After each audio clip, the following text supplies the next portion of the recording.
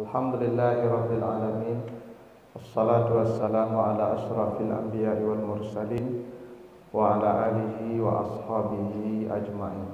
Bapak, Ibu, kaum muslimin jamaah subuh yang dimuliakan Allah, kembali kita bersyukur kepada Allah atas segala karunia-Nya. Selawat dan salam untuk Nabi kita Muhammad sallallahu alaihi wasallam. Bapak Ibu yang saya muliakan, pagi ini kita akan bahas surat Al-Mu'minun, surat yang ke-23, ayat yang pertama sampai ayat yang ke-11. Ini banyak poin-poinnya, mungkin kita bahas beberapa ayat saja. Ayat ini pada intinya Bapak Ibu menjelaskan tentang manusia yang paling tinggi kualitas surganya kelak di akhirat, yang disebut sebagai pewaris surga Firdaus, yang di ayat 10 dan 11-nya kata Allah, ulaika humul warisun allazina yarisunal firdaus hum fiha khalidun. Mereka adalah pewaris, bukan masuk Bapak Ibu ya. Kalau masuk dengan pewaris beda. Kalau masuk ya masuk saja, dia tidak pemilik. Tapi ini Allah serahkan kuncinya langsung dan jadi miliknya langsung, namanya warisun. Dan yang mereka warisi bukan surga biasa, Al-Firdaus. Dalam sebuah hadis sahih Bapak Ibu, Nabi menjelaskan, innal jannata mi'atu darajah. Kata Nabi, surga itu ada 100 tingkat. Jadi surga itu ada levelnya 100. Jarak dari satu surga ke surga yang kedua itu, dari satu surga ke surga kedua, masirata khamsimi'ati am. Jarak tempuh perjalanan 500 tahun. Itu dari satu surga ke surga kedua. Jarak tempuhnya 500 tahun perjalanan. Jauh, tinggi. A'laha Firdaus. Kata Nabi, yang paling tinggi dari surga itu semua itu adalah Firdaus. Surga ini paling tinggi dekat arsy Allah, dan itu surganya para nabi dan para syuhada. Dan tidak bisa dibayangkan seperti apa mewahnya di surga Firdaus itu. Ya. Deklarasi ibu dapat suami Firdaus, alhamdulillah ya. Itu surganya paling tinggi itu. Tapi ternyata Bapak Ibu, surga Firdaus ini bukan hanya monopolinya para nabi dan para syuhada. Ada orang-orang biasa seperti kita ini yang Allah janjikan tetap mereka menjadi pewaris surga Firdaus. Nah, di antara mereka itulah yang disebutkan di surat Al-Mu'minun ayat 1 sampai 10 ini. Nah, kita baca ayat dulu. Yang pertama, auzubillahi minasyaitonirrajim. Qad aflahal mu'minun allazina hum fi salatihim khashi'un. Sungguh beruntung orang-orang yang beriman, yaitu mereka yang dalam salat mereka khusyuk. Nah, ini satu poin Bapak Ibu ya. Jadi ayat ini dimulai dengan kalimat aflaha. Aflaha itu artinya menang. Ya.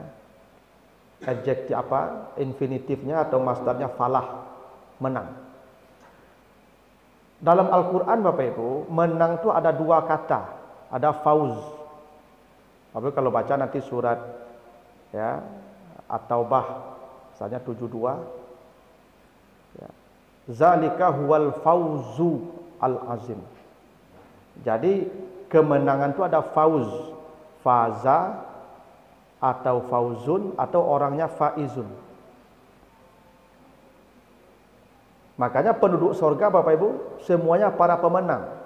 Nanti kalau Bapak Ibu baca di surah Al-Hasyr ayat yang ke-20, ashabul jannati humul faizun. Penghuni surga semuanya para juara, para pemenang. Jadi menangnya ada dua Bapak Ibu. Ada falah atau aflaha, ada faza atau fauzun. Orangnya faizun, kalau aflaha orangnya muflihun. Kenapa di ayat ini Allah mengatakan qad aflahal mu'minun? Kenapa tidak qad fazal mu'minun? Kan bisa saja Pak ya, tuh sama-sama menang artinya itu. Kenapa Allah tidak mengatakan qad fazal mu'minun, tapi dipilihnya aflaha al mu'minun? Apa bedanya faza, fauzun dengan aflaha atau falah? Kalau faza atau fauzun, orangnya faizun, itu kemenangan yang umum. Juara 1, juara 2, juara 3, harapan 1 dan ke bawah, pokoknya sudah menang. Itu namanya fauzun. Itu kenapa dalam Al-Quran kata fauzun selalu diberikan sifat besar. Fauzul azim, al-fauzu al-kabir, al-fauzu al-mubin. Kadang tidak selalu semua kemenangan ini besar. Makanya kata fauzun selalu diberikan sifat oleh Allah kalau dia menunjukkan kemenangan yang besar. Tapi kalau kata falah tidak pernah ada sifat, tidak pernah ada kata sifat. Falah ya falah saja. Kenapa? Karena falah atau aflaha itu kemenangan yang paling puncak. Itu bedanya, Pak Ibu. Kalau fauzun kemenangan umum. Asalkan sudah menang sudah fauzun. Itu kenapa kalau dia besar ditambah sifatnya fauzun azim, fauzun kabir, fauzun mubin. Tapi kalau aflaha atau falah tidak pernah ada kata sifat. Falah saja. Kenapa? Karena al-falah itu tidak digunakan kecuali untuk kemenangan yang pada puncaknya. Itu kenapa surganya paling tinggi, Firdaus. Karena itu kemenangan yang paling puncak. Dan hebatnya Bapak Ibu, kita dipanggil ke masjid ini bukan hayyalal fauz, hayyalal falah. Kenapa? Karena Allah menginginkan kita ke surga yang paling tinggi. Bukan masuk surga saja, bukan sekedar masuk surga saja, tapi falah, surganya Firdaus paling tinggi. Jadi kalau ada orang dipanggil hayyalal falah, dia tidak datang, berarti dia sudah melewatkan surga yang paling hebat, Firdaus. Kalau dia salat, seolah masuk surga, tapi tidak akan masuk ke Firdaus. Kenapa? Al-Firdaus sudah dipanggil ke sini, hayyalal falah. Yang tidak datang non Firdaus. Tak hebat Pak ya panggilannya ya. Kan bisa saja Pak dipanggil hayyalal fauz itu. Tuh sama-sama menang saja artinya itu. Tidak ada bedanya itu. Secara terjemahan sama saja, menang artinya. Tapi Allah tidak memanggil kita dengan hayyalal fauz, tapi hayyalal falah. Kalau kalian ingin masuk surga Firdaus yang paling tinggi, ke sini. Tidak ada tempat lain, kata Allah, sini. Itu makanya Bapak Ibu, kita ini yang hadir ini seolah nanti satu komplek kita di surga Firdaus, Pak. Ya, tak? Tapi yang tidak salat subuh, yang tidak salat berjamaah ke masjid ini, nanti dia tuh masuk surga juga, tapi mungkin di bawah-bawah tuh. Ya, tak? Jadi falah itu kemenangan yang sempurna. Kemenangan yang pada puncaknya, karena itu tidak ada lagi kata sifat untuk dia.